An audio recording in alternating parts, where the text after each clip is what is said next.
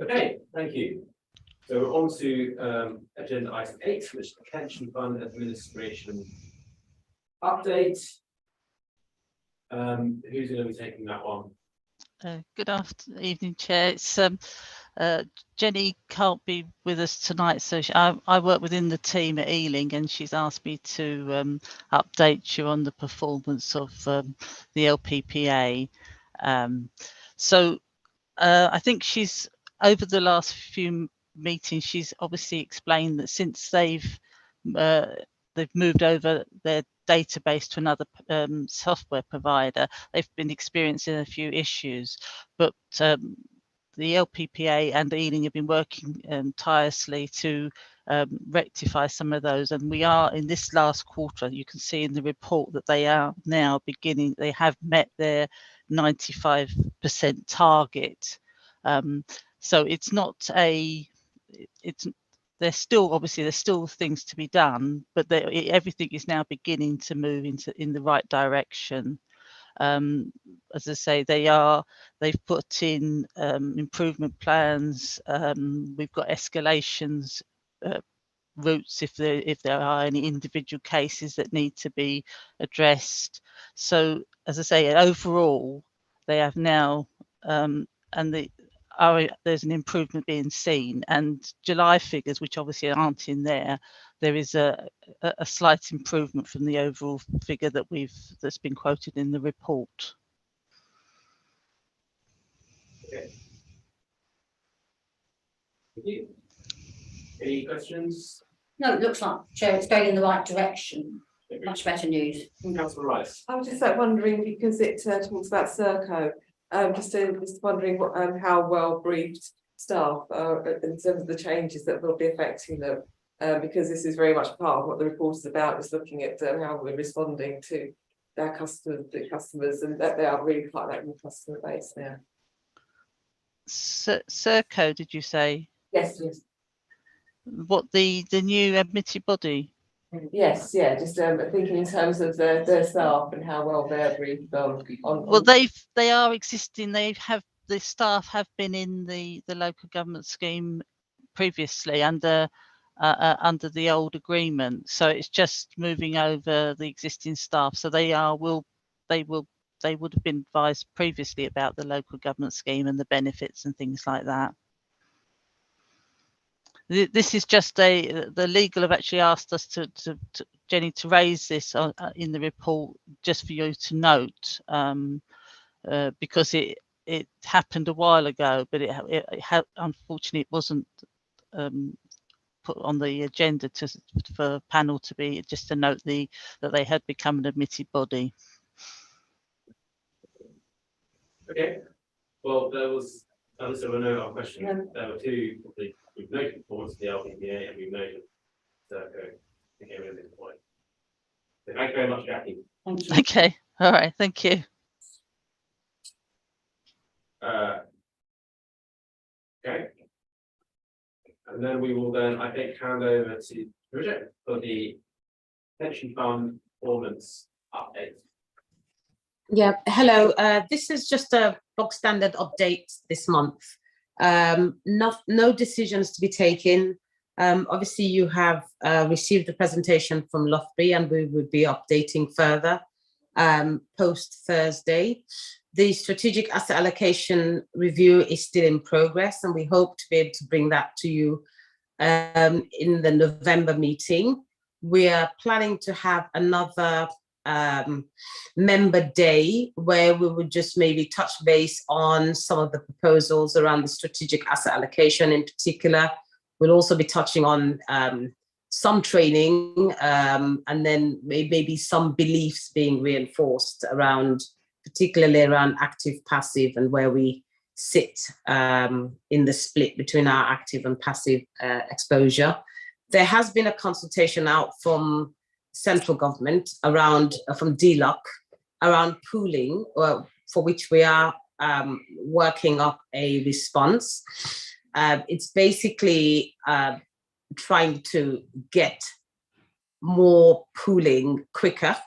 They are looking for bigger pools. They're looking for average sizes of 50 million and bigger pools. They're still talking about investments in levelling up, which is basically investment in the UK, but I suppose transformational investments.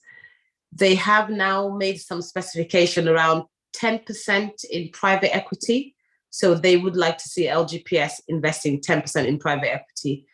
And not just in private equity, actually, in the more risky end of the private equity spectrum, which is I forget what it is now, venture capital, which is quite risky, but they're proposing that maybe we invest 10%.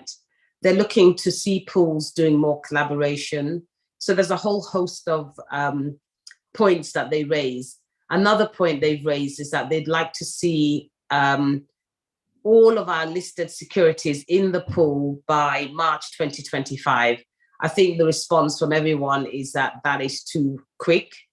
And one other thing they haven't done is actually specify what they mean by listed. You know, you could argue, some might argue bonds aren't listed. I mean, they are listed, but not like equities. So another thing we will be pointing out in our response is, you know, for them to specify what they mean when they say listed. But I think the general view for most LGPS is that the date that they're setting for moving all of your listed securities into the SIV is too tight. They do give you a get out in that you can decide that for whatever reason, either there's not a proposition that works for you, that you explain why you haven't done it. So that's this report in a nutshell, unless you've got any questions to ask.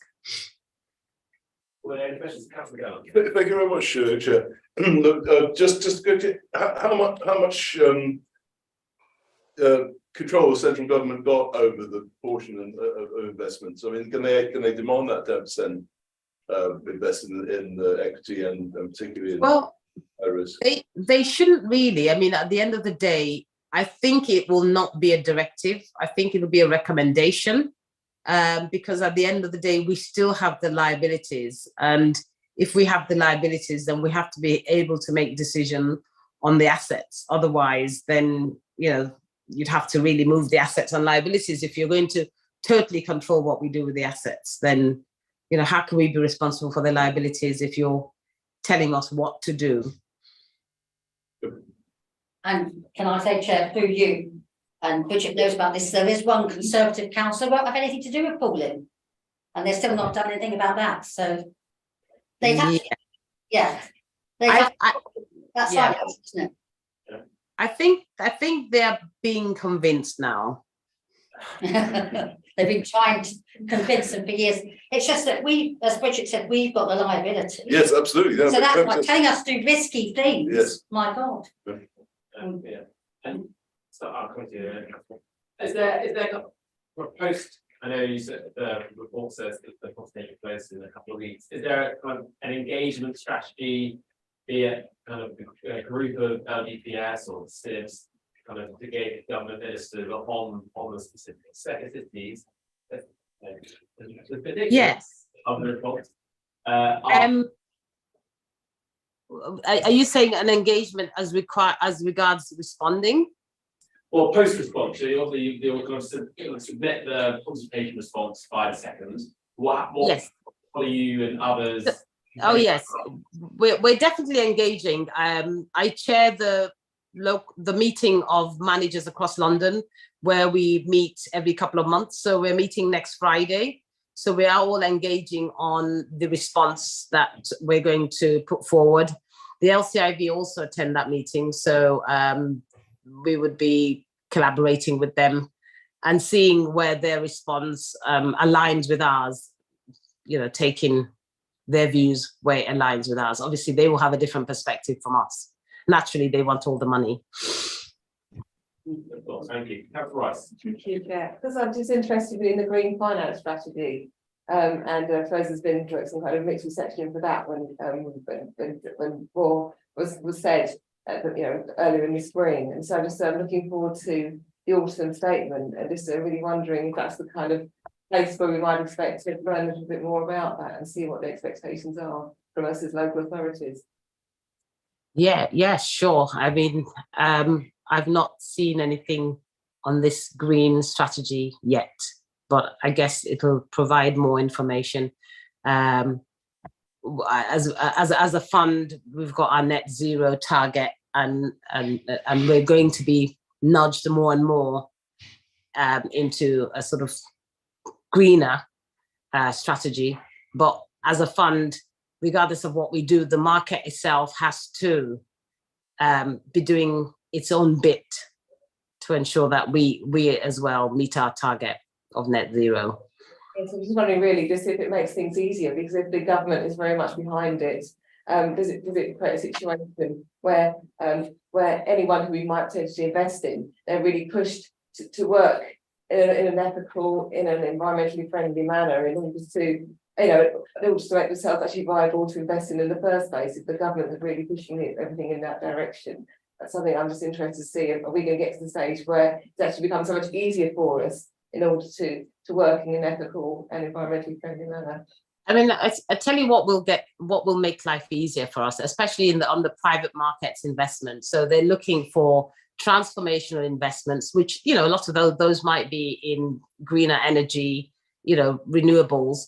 But at the end of the day, if we're moving to the riskier end of the spectrum, what we would like to see is the government taking some of that risk off the table and actually, making the projects more viable with incentives and so on and so forth. At the moment, there's no proposal to incentivize, or make those investments less risky, if you like. So, but hopefully that's something that will come along.